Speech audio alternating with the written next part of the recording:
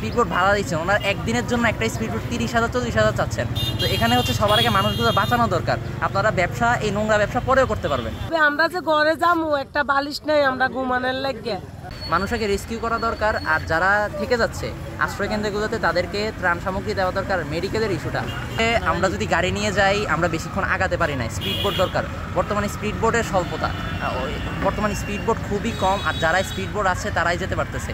Speedboat ছাড়া আর ওইদিকে হচ্ছে মানুষ রেস্কিউ করে আনাটা আবার যাওয়া, স্পিডবোট খুবই অল্প। আর আমি হচ্ছে ব্যবসায়ী ভাইদের দৃষ্টি আকর্ষণ করছি, যারা হচ্ছে স্পিডবোট ভাড়া দিচ্ছেন, ওনারা একদিনের জন্য একটা স্পিডবোট 30,000 40,000 চাচ্ছেন। তো এখানে হচ্ছে সবার আগে মানুষগুলো বাঁচানো দরকার। আপনারা ব্যবসা, এই নোংরা ব্যবসা পরেও করতে পারবেন, এই নোংরা ব্যবসা পরেও করতে পারবেন। আপাতত একটু মানবতার খাতিরে আপনারা একটু কমে ছাড়েন, একদিনের বিষয়টা একটু কম খরচে আপনারা নিয়ে আসেন, ব্যবসাটা একটু পরে করেন।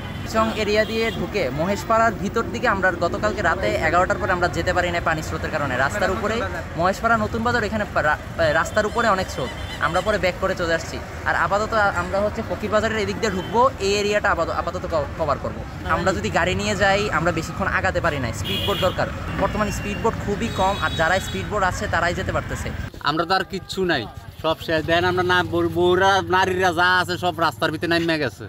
আমরা যে ঘরে যাবো একটা বালিশ নেই আমরা ঘুমানোর লাগে, আমাদের শুধু দরকার হন টাকা।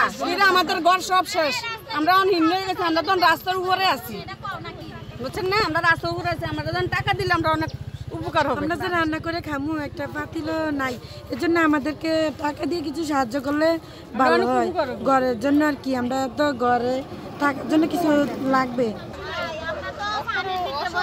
আমরা গড়টি একটু একবারে নাই, পানিটা শুকাইলে আমরা একটু গড়টি ঠিকঠাক করে উঠতে পারি। আমরা কিছু টাকা পয়সা দিয়ে যদি সাহায্য করে আর কি, আমরা জিনিসপত্র কিছুই উঠাই আনতে পারছি না, বুঝছেন নি?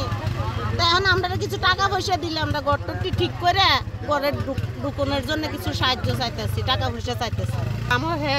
আমার কথাটা একই কথা, আমারও এই চাহিদা, আমারও কিচ্ছু নাই, সব পানি নিজে বাইসে গেছে, বাথরুম টাথরুম কিচ্ছু নেই, গুছলখানা টুছখানা সব আমার এক খোয়াই লই গেছে।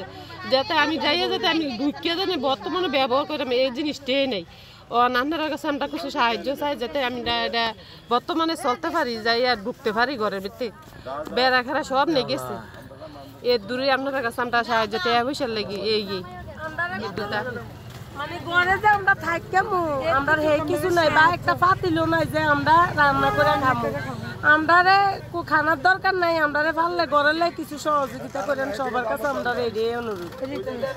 আমরা খাবারের দরকার নাই, আমরা যেমন খাইতে আছি আমরা সবাই দিতে আছে, তবে আমরা যে ঘরে যাবো একটা বালিশ নেই আমরা ঘুমানোর লাগে, আমরা এটাই চাই সবার কাছে।